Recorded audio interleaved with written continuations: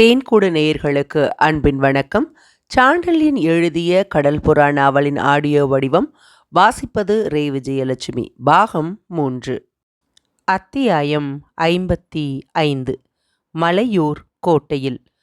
நதியின் ஒரு புறத்தில் நங்கூரங்களை பாய்ச்சி மரக்கலங்களை நிறுத்தி வைத்த இளைய பல்லவன் மலையூரை கைப்பற்ற தன் உதவியை நாடியதும் ஒரு கணம் வியப்பெய்திய விஜயச்சந்திரன் தனது அருகில் அக்கரமந்திரத்தில் அமர்ந்திருந்த ஸ்ரீவிஜயத்தின் எதிரியையும் அங்கு வரவழைக்கப்பட்ட அவன் உபதலைவர்களையும் ஒருமுறை தனது கண்களால் நோக்கினான்.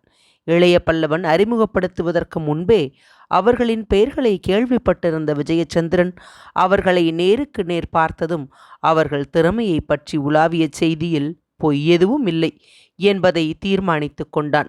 ஒரு ஜாமத்துக்கு முன்பு நடந்த ஜம்பி நதி போரில் இளைய பல்லவன் திறமையை அவன் நேரில் அனுபவித்து விட்டதால் அவன் போர் திறமையை பற்றிய செய்திகளும் முழு உண்மை என்பதை உணர்ந்து கொண்ட ஸ்ரீவிஜயத்தின் கடற்படை தளபதி இத்தகைய ஒரு சேர்க்கையை கொண்டு எந்த இடத்தை கைப்பற்றுவதும் பிரமாதமில்லை என்று தனக்குள்ளேயே சொல்லிக்கொண்டான்.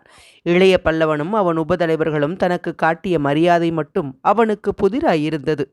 அவர்களை பற்றிய கொடுமையான கதைகளையே அவன் கேட்டிருந்தான்.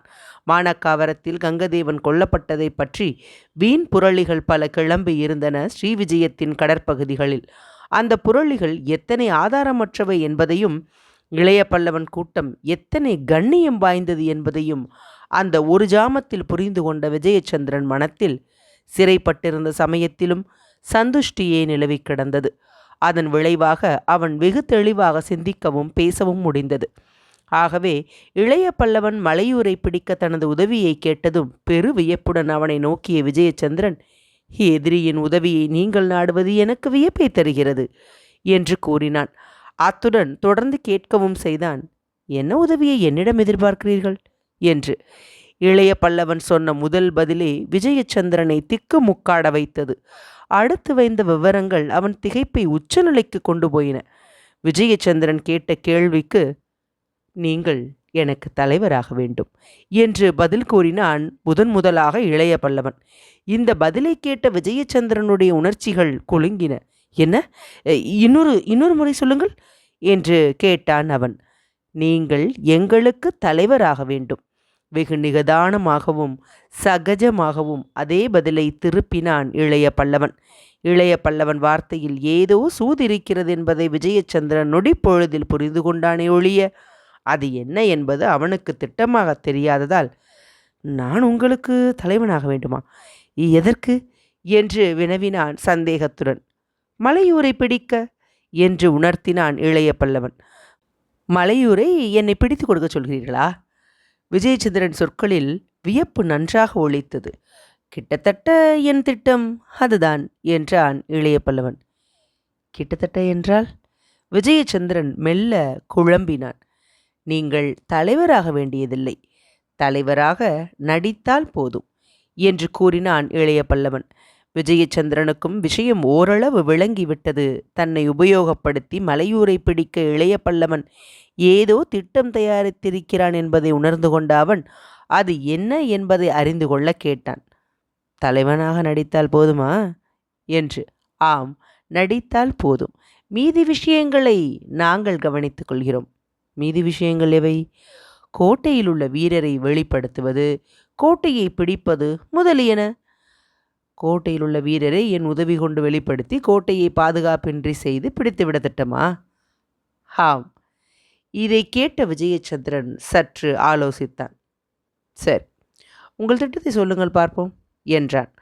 சொல்கிறேன் கேளுங்கள் தளபதி அவர்களே என்று விஜயச்சந்திரனை நோக்கி கூறிய படைத்தலைவன் தனது உபதலைவர்களை நோக்கி, நீங்களும் கவனமாய் கேளுங்கள் என்று சொல்லிவிட்டு திட்டத்தை விவரிக்க முற்பட்டான். தளபதி அவர்களே, இப்பொழுது 3ஆம் ஜாமம் துவங்கியிருக்கிறது. இப்பொழுது நாம் பயணத்தை துவங்கினாலும் மலையூரை கதிரவன் கிளம்பி 2 நாழிகைகள் கழித்துதான் அடையலாம்.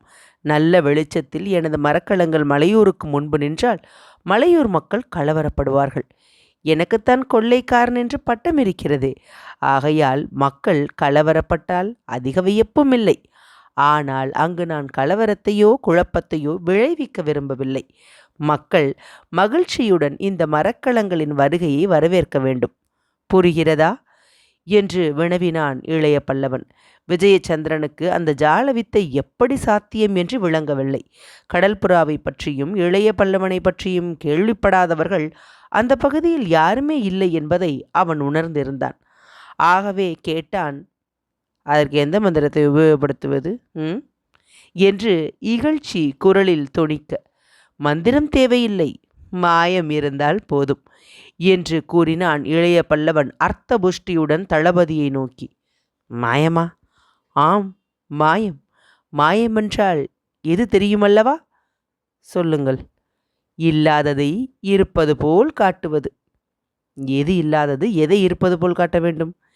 இளைய பல்லவன் தனது ஆசனத்திலிருந்து எழுந்தான். பிறகு மெல்ல விஜயச்சந்திரன் புத்தியில் உறையும்படியாக ஒவ்வொரு வார்த்தையையும் உச்சரிக்கத் தொடங்கி, நடந்த போரின் முடிவை என்று அழுத்திச் சொன்னான் இளைய பல்லவன். விஜயச்சந்திரனுக்கு அப்பொழுதும் விளங்கவில்லை. போரின் முடிவையா என்று வினவினான் குழப்பத்துடன். விஜயச்சந்திரரே, போரில் நாங்கள் வெற்றி பெற்றோம், நீர் தோல்வியுற்றீர். இதுதான் முடிவு. அதை சிறிது மாற்றிக்கொண்டால் என்ன? மலையூர் புகும்போது நீர் வெற்றி வீரராகவும் நாங்கள் தோற்றதாகவும் மாறினால் என்ன? இதை கேட்ட விஜயச்சந்திரனுக்கு மெல்ல மெல்ல இளைய பல்லவன் திட்டம் விளங்கலாயிற்று. இருப்பினும் முழு விவரங்களை அறிந்து கொள்ள விரும்பி, ஓரளவு புரிகிறது எனக்கு. வெற்றி பெற்றதான் என்றால் மக்கள் மகிழ்வார்கள். கோட்டை பாதுகாப்பில் வீரர்களுக்கும் அசட்டை இருக்கும். அந்த சந்தர்ப்பத்தை நீங்கள் உபயோகப்படுத்தி கொள்ள பார்க்கிறீர்கள். ஆனால் அது சாத்தியமல்ல என்றான். ஏன் ஏன் சாத்தியமில்லை என்று வினவினான் இளைய பல்லவன். முழு பூசணிக்காயை சோற்றில் மறைக்க முடியாது. பூசணிக்காய் இல்லாமல் சிறு பிஞ்சாயிருந்தால்? பிஞ்சல்ல, முழு பூசணிக்காய் தான் அது. எதை சொல்கிறீர்கள்? அந்த கடல் புறாவைத்தான் என்று கூறிய விஜயச்சந்திரனும் ஆசனத்திலிருந்து எழுந்து இளைய பல்லவன் எதிரில் நின்று கொண்டும் அறையில் உலாவிக் கொண்டும் பேசினான். இளைய பல்லவரே, நீங்கள் நினைக்கும் திட்டம் நிறைவேற முடியும். ஆனால் அதற்கு 3 இடையூறுகள் இருக்கின்றன. முதல் இடையூறு கடல் புறா, 2வது இடையூறு நீங்கள், 3வது உங்கள் உபதலைவர்கள். கடல் புறாவின் அமைப்பு, திறமை இவற்றை பற்றியும், உங்கள் அங்க அமைப்பு, அமீர், கண்டியத்தேவன் இருவரை பற்றியும் விவரங்கள் ஆகிய எல்லாம் அவ்வப்பொழுது வந்து வணிகர் மூலமாகவும் உங்களால் விடுதலை செய்யப்பட்ட சில மாலுமிகள் மூலமாகவும் ஸ்ரீவிஜயத்தின் சக்கரவர்த்திக்கு தெரிந்திருக்கிறது. அவற்றை அவர் பறையறிவிப்பவர்களை கொண்டு ஸ்ரீவிஜயத்தின் முக்கிய நகரங்கள் எல்லாம் பறையறிவித்திருக்கிறார். ஆகவே உங்கள் மூவரையும் அனைவருக்கும் தெரியும். உங்களை மறைத்தாலும் ராட்சச பறவை போல் இருக்கும் இந்த போர்க்களை கப்பலை மறைப்பது நடவாது. இதை பார்த்ததும் யார் வந்திருப்பது என்று மக்களுக்கு தெரியும், கோட்டை வீரர்களுக்கும் தெரியும். விஜயச்சந்திரனின் இந்த விவரணத்துக்கு பின் அந்த அறையில் சிறிது நேரம் மௌனம் நிலவியது. அமீர் கூட சங்கடத்தால் அசைந்தான். தளபதி சொல்வதில் பொருள் இருக்கிறது என்று கண்டியத்தேவனும் கூறினான். இளைய பல்லவன் முகத்தில் மட்டும் அந்த விவரம் எந்த மாறுதலையும் விளைவிக்கவில்லை. அவன் தளபதிக்கு சொன்ன பதிலில் தெளிவும் உறுதியும் தொனித்தன. இதெல்லாம் நான் ஏற்கனவே அறிந்தவை. ஒரு எதிரியை பற்றி இன்னொரு எதிரி அறிந்து கொள்ள முயல்வதில் வியப்பென்ன இருக்கிறது? அதுவும் கடற்பிராந்தியத்தில் பெரும் சாகச காரியங்களை செய்திருக்கும் கடல் புறாவை பற்றி அறிந்திருப்பதிலும் ஆச்சரியமில்லை.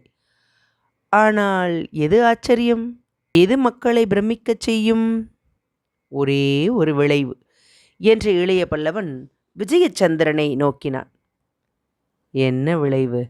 விஜயச்சந்திரன் குரலில் முதலில் இருந்த திடமில்லை. அத்தகைய கடல் புறாவையே ஸ்ரீ விஜயத்தின் தளபதி கைப்பற்றி இருந்தால் அதன் பெருமை எத்தனை என்று வினவினான் இளைய பல்லவன். விஜயச்சந்திரன் வியப்பினால், என்ன, கடல் புறாவையா நான் கைப்பற்றினேனா என்று கேட்டு வாயை பிளந்து கொண்டு சில வினாடிகள் நின்று விட்டான். இளைய பல்லவன் மேலும் சொன்னான், இந்த சம்பவம் உங்களுக்கே பிரமிப்பாயிருக்கிறதல்லவா? அப்படியானால் மலையூர்வாசிகளுக்கு எத்தனை பிரமிப்பாயிருக்கும். அந்த பிரமிப்பை நீங்கள் அளிக்க வேண்டும். கடல் புறாவின் மீது ஸ்ரீ விஜயத்தின் கொடி ஏற்றப்படும். மற்ற மரக்கலங்களிலும் அதே கொடி பறக்கும். பிறகு முதலில் அமீர், கண்டியத்தேவனின் மரக்கலங்கள் 2ம், அவற்றுக்கு பின்னால் கடல் புறாவும், அதற்கு பின்னால் பாலிமாலுமி மரக்கலங்கள் 2ம், அவற்றுக்கும் பின்னால் கடைசியாக உங்களுடைய மரக்கலங்கள் 2ம் வர நாம் மலையூரை அடைவோம். அங்கு நதியின் ஆழமான பகுதியில் நங்கூரம் பாய்ச்சி மரக்கலங்களை நிறுத்துவோம். நீங்கள் ஜம்மி முகத்துவாரத்தில் போரிட்டு என்னை முறியடித்து எனது மரக்கலங்கள் 2ஐ மூழ்கடித்து கடல் புறாவையும் பிடித்து வந்திருப்பதாக கோட்டை தலைவருக்கு ஓலை எழுதி அனுப்புங்கள். கோட்டை தலைவன் வந்து உங்களை கடல் புறாவில் சந்திக்கட்டும். இங்கு தீப்பிடித்திருக்கும் பகுதிகளை பார்த்தால் அதை கோட்டை தலைவரும் நம்புவார். நீங்கள் இளைய பல்லவனின் பெரும் பொக்கிஷத்தை கைப்பற்றி இருப்பதாகவும் கூறுங்கள். அமீரும் கண்டியத்தேவரும் இருக்கும் மரக்கலங்களில் நிரம்ப செல்வம் இருக்கிறது. அதை வேண்டுமானாலும் கோட்டை தலைவனுக்கு காட்டலாம். இதுவரை நீங்கள் செய்தால் போதுமானது. மீதியை நான் கவனித்துக் கொள்கிறேன். இளைய பல்லவன் திட்டத்தை கேட்ட விஜயச்சந்திரனுக்கு அடுத்து இளைய பல்லவன் என்ன செய்ய போகிறான் என்று விளங்காததால், அடுத்து என்ன செய்ய உத்தேசம்? அது என் இஷ்டம் என்றான் இளைய பல்லவன். உங்கள் இஷ்டத்துக்கு நான் இணங்க மறுத்தால் ஸ்ரீவிஜயம் தனது சிறந்த படைத்தலைவனை இழக்கும். இதை கேட்டதும் இளைய பல்லவனை அலட்சியத்துடன் நோக்கிய விஜயச்சந்திரன், நான் மரணத்துக்கு பயப்படுவேன் என்று நினைக்கிறாயா என்று வினவினான். கோபத்தில் மரியாதையை கைவிட்டு பேசினான். இல்லை, மரணம் சாதாரணமானது. அதை அடையும் முறைகளையும் கவனிக்க வேண்டும் என்று கூறிய இளைய பல்லவன் குரலில் விபரீத தொனி இருந்தது. அதை கேட்ட விஜயச்சந்திரன் உடலில் சிறிது நடுக்கம் ஊடுருவிச் சென்றது. என் நாட்டை காட்டிக் கொடுக்க உதவச் சொல்கிறாய்? இது நாணயமானவன் செய்யக்கூடியதல்ல என்ற விஜயச்சந்திரன் முகத்தில் அந்த நடுக்கத்துடன் கோபமும் இணைந்து உச்சநிலைக்கு சென்றதற்கான அறிகுறி இருந்தது. அந்த பெயர் உங்களுக்கு வராமல் நான் பார்த்து கொள்கிறேன் என்று இளைய பல்லவன் உறுதி கூறினான். அத்துடன் கூறினான், என் திட்டப்படி நடந்தால் நாளைக்கு மறுநாள் மலையூர் கோட்டை என் கைவசம் இருக்கும். இங்குள்ள எனது மாலுமிகளில் 200 பேரை மட்டுமே கொண்டு கோட்டையை கைப்பற்றி விடுவேன் என்று. இதை கேட்ட விஜயச்சந்திரன் பெரிதாக நகைத்தான். அந்த அறையே நடுங்க. 200 பேரை கொண்டு மலையூர் கோட்டையை பிடிக்கப் போகிறாயா? உனக்கு ஏதாவது சித்த பிரம்மையா என்றும் கேட்டான் சிரிப்புக்கிடையே. அத்துடன் வினவினான், என் ஓலையை யார் கொண்டு போகப் போகிறார்கள் என்று. நான். இளைய பல்லவன் சர்வ சகஜமாக பதில் சொன்னான். விஜயச்சந்திரன் பிரமை மேலும் விரிந்தது. எதிரியின் துணிவைக் கண்டு அசந்து போனான். உனக்கு சித்த பிரமைதான், சந்தேகமே இல்லை. உங்கள் அனைவருக்கும் அங்கு தெரியும். போனதும் தூக்கிலாடுவாய் அல்லது வாளுக்கு இரையாவாய் என்று. என்னை யாரும் கொல்ல முடியாது என்றான் இளைய பல்லவன். ஏன்? நான் சென்று ஒரு ஜாமத்திற்குள் திரும்பாவிட்டால் உன் உயிர் அரை காசு பெறாது என்று கூறி அமீரை கவனித்தான் தன் கண்களால். புரிந்ததற்கு அறிகுறியாக தலையை அசைத்தான் அமீர். விஜயச்சந்திரனுக்கு விஷயம் பூரணமாக புரிந்தது. இளைய பல்லவன் மலையூர் கோட்டைக்கு சென்றால் திரும்ப மாட்டான் என்பது உறுதியாயிருந்தது அவனுக்கு. ஆகவே தானும் இறப்பது நிச்சயம் என்ற முடிவுக்கு வந்தான். அந்த முடிவின் விளைவாக, இறப்பதனால் அந்த படையை அழித்துவிட்டு இறக்கிறேன் என்று தனக்குள் சொல்லிக்கொண்ட விஜயச்சந்திரன் மேலுக்கு ஓலை எழுத இணக்கம் தெரிவித்தான். ஓலையும் எழுதி கொடுத்தான். ஆனால் அந்த ஓலையின் வாசகத்தில் இளைய பல்லவனும் காண முடியாத பயங்கர புதிரொன்றையும் புதைத்திருந்தான். இளைய பல்லவன் திட்டப்படி காரியங்கள் நடந்தன. ஸ்ரீவிஜயத்தின் கொடிகளுடன் கடல் புறாவும் மற்ற மரக்கலங்களும் மலையூரை அடைந்தன. மறுநாள் காலையில் கடல் புறாவின் தளத்திலிருந்து வெற்றி முரசு கொட்டப்பட்டது. அன்று மாலை வரை கடல் புறாவை விட்டு நகராத இளைய பல்லவன் அன்றிரவில் மலையூர் கோட்டைக்கு செல்ல மாற்றுடை அணிந்தான். அவன் புறப்படும் முன்பு அவனை தனிமையில் காஞ்சனாதேவி சந்தித்து கண்கலங்கி நின்றாள். எனக்கென்னவோ நெஞ்சு திக்கு திக்கென்று அடித்துக் கொள்கிறது என்று தன் பயத்தையும் தெரிவித்தாள்.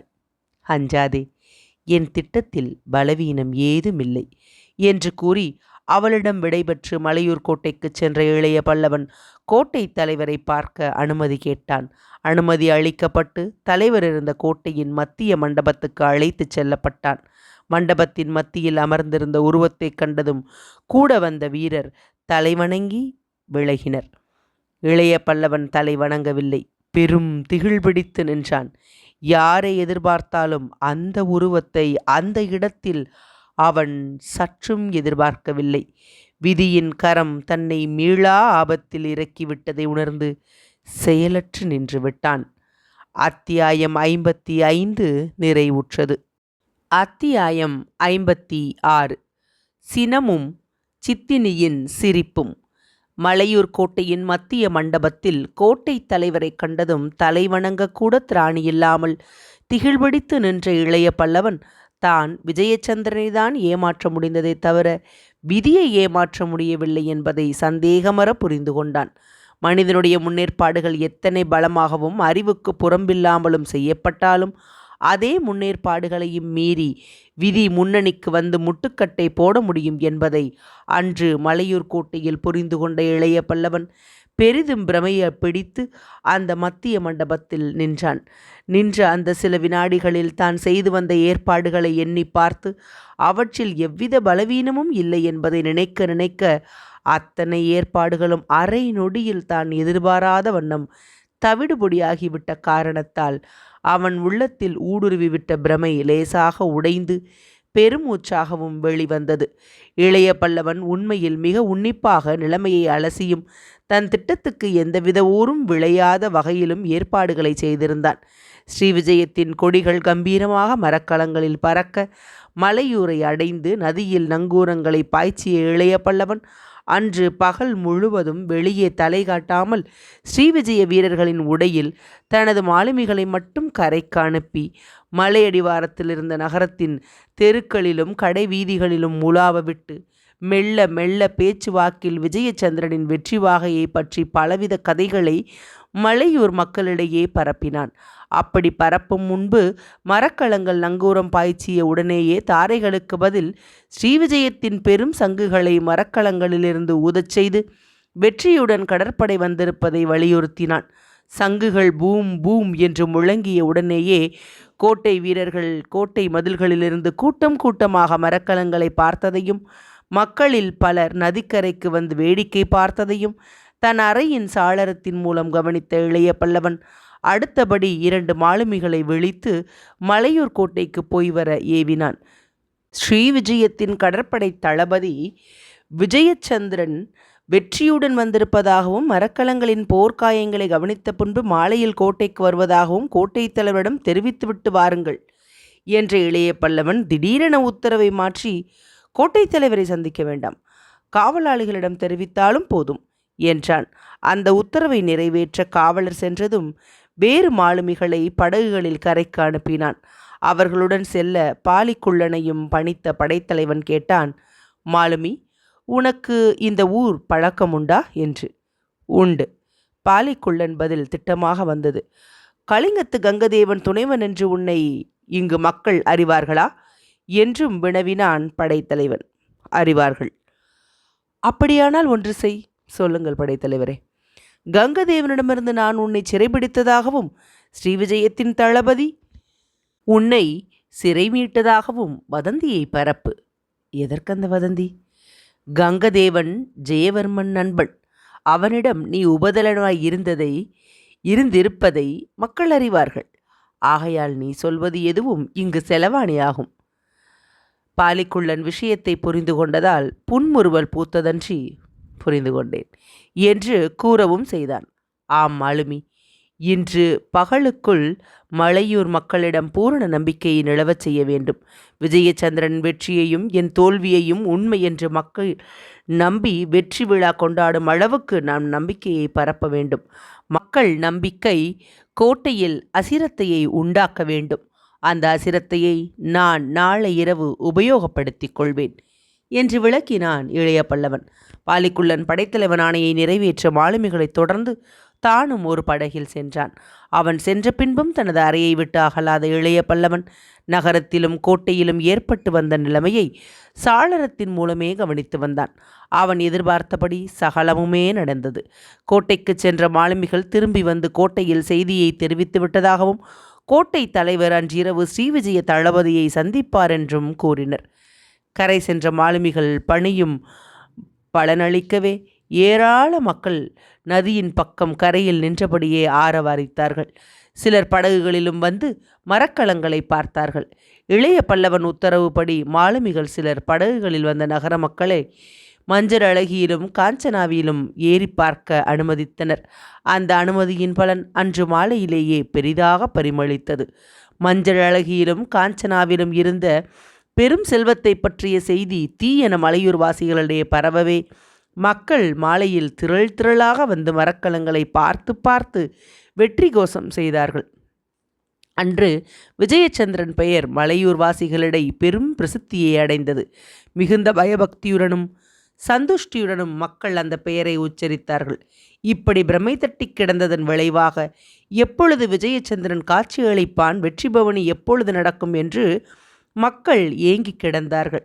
முன்னதாக இரவில் விஜயச்சந்திரன் வருவதாக கோட்டைக்கு செய்தி அனுப்பிவிட்டதால் கோட்டை வீரர்கள் மரக்களங்களுக்கு வராதபடி தடுத்தும் விஜயச்சந்திரன் வெற்றி மயக்கத்தை மக்களுக்கு தந்துவிட்டதால் நகரத்தில் கூச்சலையும் கொண்டாட்டத்தையும் வளரவிட்டு அங்கு அசிரத்தையை ஏற்படுத்தியும் தனது நிலையை பலப்படுத்தி கொண்ட இளைய பல்லவன் மாலை நகர்ந்ததும் கோட்டைக்கு செல்ல தன்னை தயார் செய்து கொண்டான். அதற்காக ஸ்ரீவிஜயத்தின் உபதலைவர்கள் அணியும் உடையை அணிந்து கொண்டான். விஜயச்சந்திரனும் ஓலை எழுதியும் வாங்கி கொண்டான். ஓலை எழுதி முடிந்ததும் அதை வாங்கி படித்த இளைய பல்லவன் பெரும் திருப்தியை காட்டினான்.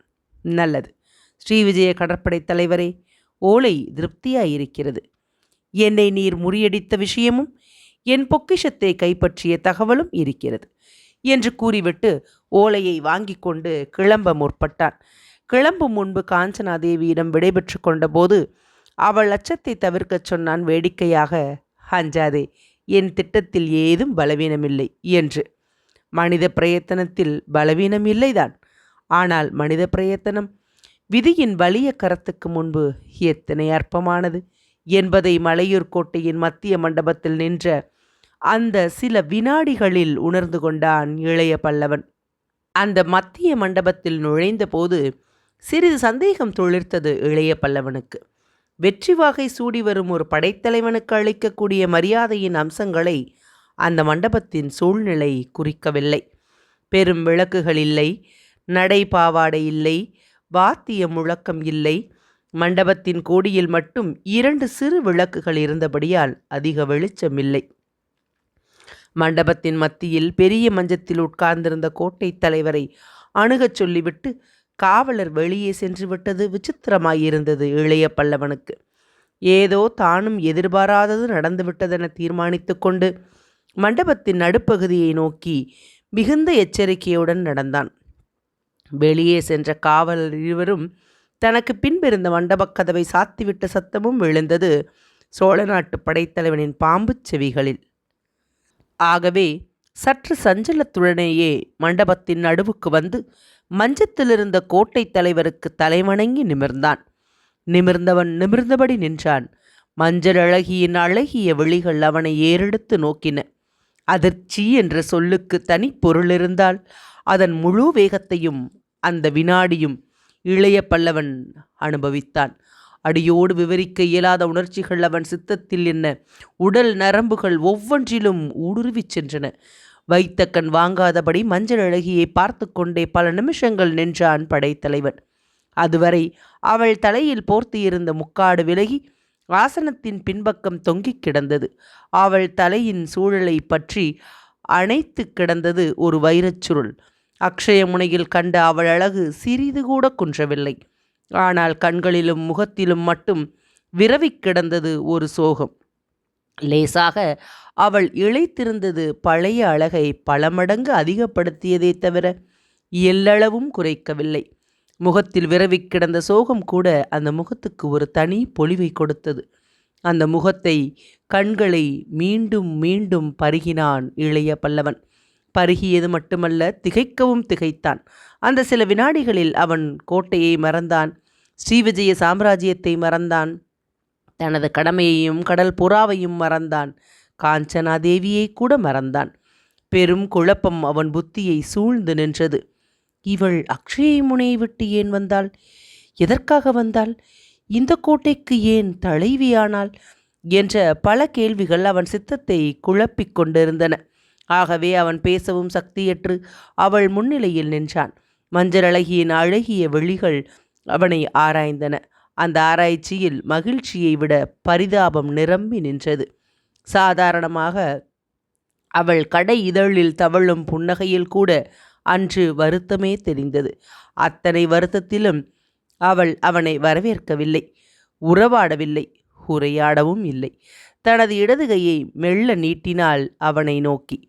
அவள் கை நீட்டியதை தவறாக புரிந்து கொண்ட இளைய பல்லவன் அதை தன் இரு கைகளாலும் பற்றப்போனான். அதற்கல்ல கை நீட்டியது, ஓலையை எடுங்கள் என்றாள் மஞ்சள் அழகி தெளிவான குரலில். அவள் கையை பற்றப்போன படைத்தலைவன் கால்கள் தடைபட்டு நின்றன. அவள் போக்கு அவனுக்கு பெரும் விசித்திரமாயிருந்தது. என்ன ஓலை என்று சற்று தடுமாற்றத்துடன் கேட்டான் இளைய பல்லவன். விஜயச்சந்திரன் கொடுத்த ஓலை. வறண்ட குரலில் வந்தது மஞ்சள் அழகியின் பதில். விஜயச்சந்திரன் ஓலை கொடுத்ததாக யார் சொன்னது என்று கேட்டான் படைத்தலைவன் வியப்புடன். யாரும் சொல்ல வேண்டியதில்லை தூதரே என்று துவங்கிய மஞ்சள் அழகியை இடைமறித்த இளைய பல்லவன், என்ன தூதனா என்று வினவினான் ஆத்திரத்துடன். ஆம் என்றாள் மஞ்சள் அழகி உணர்ச்சியற்ற குரலில். யார் தூதன்? நீங்கள்தான். எப்படி தெரியும் உனக்கு? மஞ்சள் அழகி தன் விழிகளில் சீற்றத்தை காட்டினாள். கோட்டை தலைவரை தூதர்கள் மரியாதையின்றி அழைப்பது குற்றமாகும். அதற்கு உனக்கு மரண தண்டனை உண்டு. ஆகவே உனக்கு என்று ஏக வசனத்தில் பேச வேண்டாம் என்ற மஞ்சள் அழகியின் சொற்களில் சீற்றம் நன்றாக பிரதிபலித்தது. இளைய பல்லவனுக்கு ஏதும் புரியவில்லை. இத்தகைய ஒரு மஞ்சள் அழகியை அவன் பார்த்ததே இல்லை. தாங்கள் என்று ஆரம்பித்தான். இது சரி என்றாள் மஞ்சள் அழகி. நான் தூதன் என்பது உங்களுக்கு எப்படி தெரியும்? படைத்தலைவன் குரலில் ஏளனம் இருந்தது.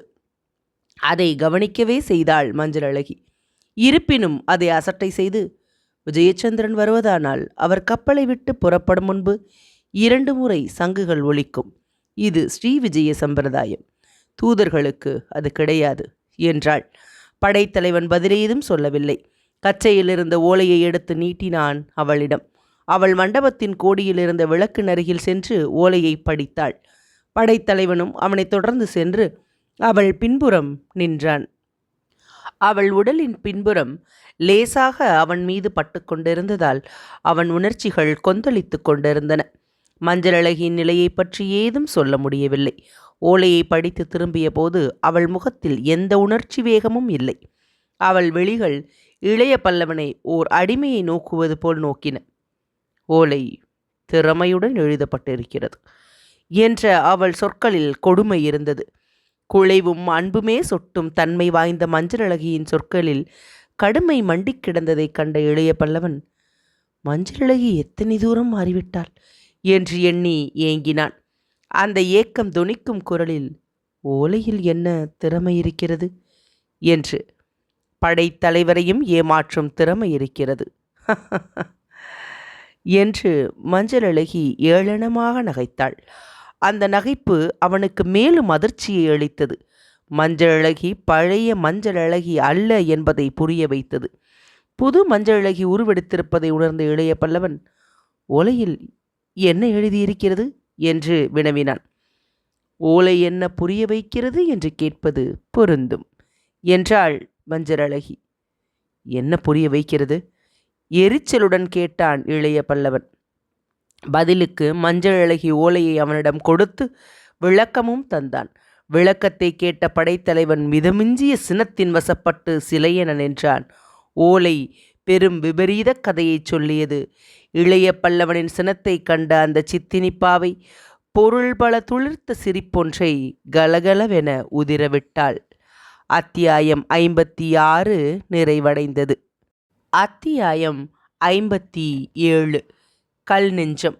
அதுவரை தான் சொப்பனத்திலும் காணாத புதுவித மஞ்சள் அழகியை கண்டதுமே சித்தப்பிரமை பிடிக்கும் நிலையை அடைந்துவிட்ட இளைய பல்லவன் அவள் விஜயச்சந்திரன் ஓலையை காட்டி விளக்கம் கூறி சிரிப்பொன்றையும் கலகலவென உதிரவிட்டதும் விவரிக்க இயலாத பலவித உணர்ச்சிகளுக்கு இலக்கானான்.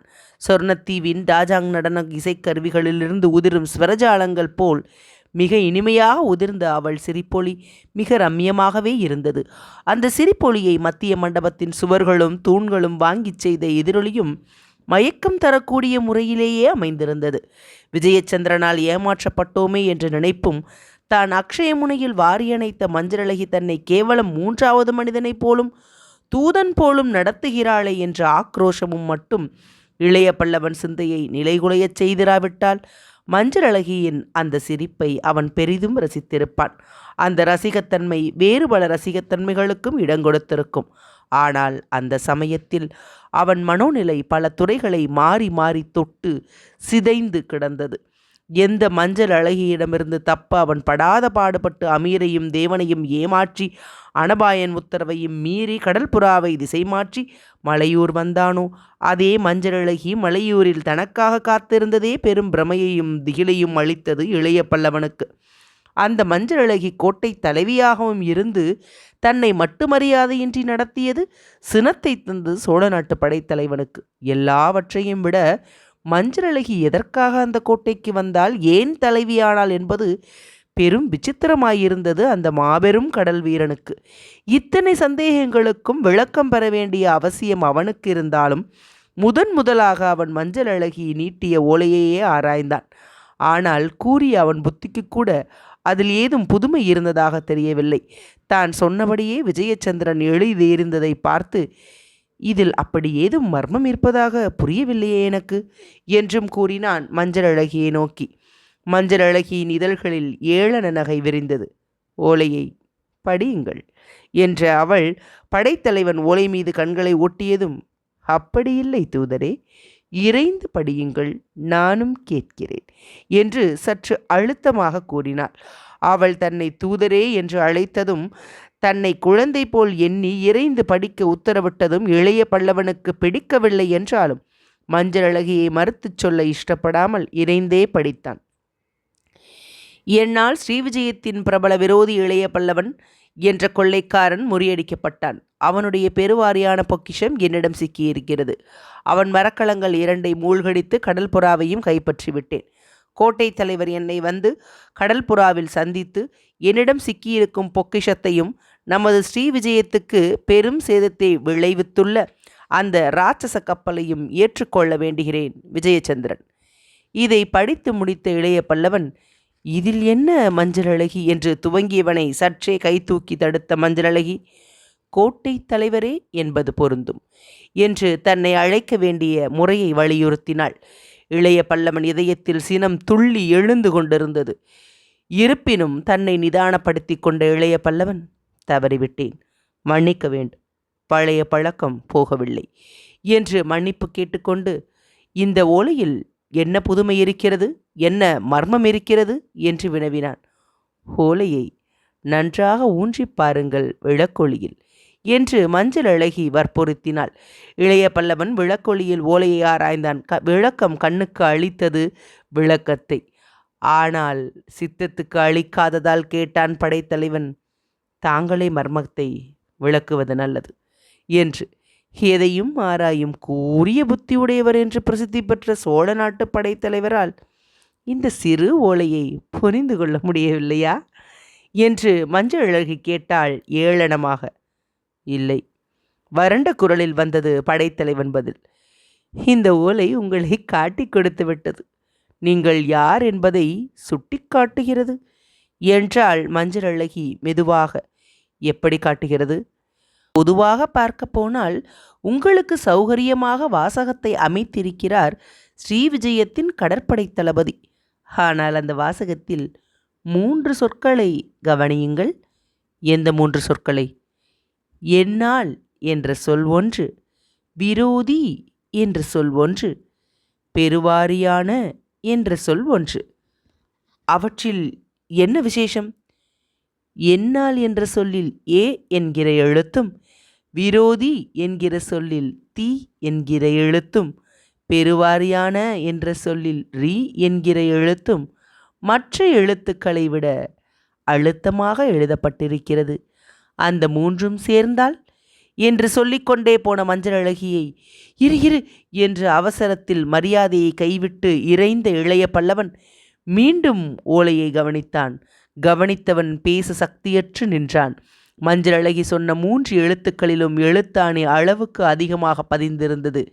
தவறை திருத்துபவன் போல விஜயச்சந்திரன் அந்த எழுத்துக்களில் 2ஆம் முறையும் எழுத்தாணியை ஓட்டியிருந்தான்.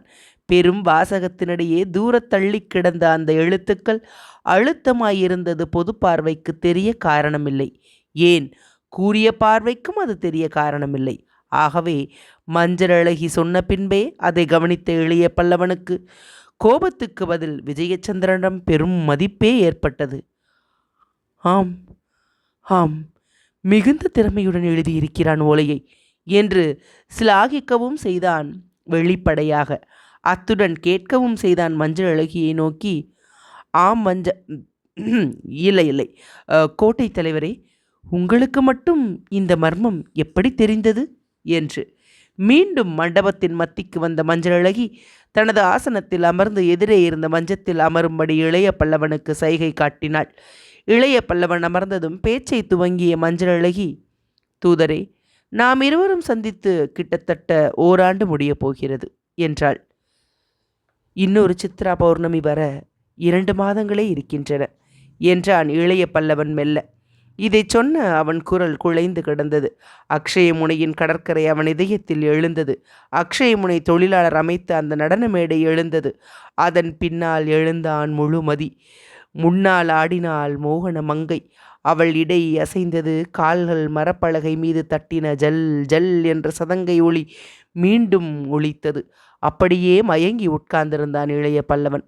அவன் மனோநிலையை உணர்ந்து கொண்டாள் மஞ்சள் அழகி. அவள் இதயத்திலும் அந்த பழைய நினைவுகள் எழுந்தன. ஆனால் என்ன காரணத்தாலோ அவற்றையெல்லாம் உதறிவிட்டு வறண்ட குரலில் சொன்னாள். பழைய கதைகளை நினைக்க வேண்டாம் தூதரே, இன்றைய நிலைமையை ஆராய்வோம். நாம் சந்தித்து பல மாதங்கள் ஓடிவிட்டன. அத்துடன் நமது வாழ்க்கையிலும் மாற்றங்கள் ஏற்பட்டுவிட்டன என்று. என்ன மாற்றம் என்று இடைமறித்து கேட்டான் இளைய பல்லவன். கொள்ளையடிப்பதில் உங்கள் புகழ் இந்த சொர்ணபூமி பிராந்தியம் முழுவதும் பரவிவிட்டது என்றாள் அவள். அந்த புகழ் அக்ஷயமுனைக்கு வரும் முன்பே உண்டே? உண்டு. ஆனால் இத்தனை பயம் ஸ்ரீவிஜயத்துக்கு உங்களிடம் அப்பொழுது இல்லை. அப்படியா? ஆம், அப்பொழுது கலிங்கத்தின் பெரும் கடற்படையின் உதவி இருந்தது ஸ்ரீவிஜயத்துக்கு.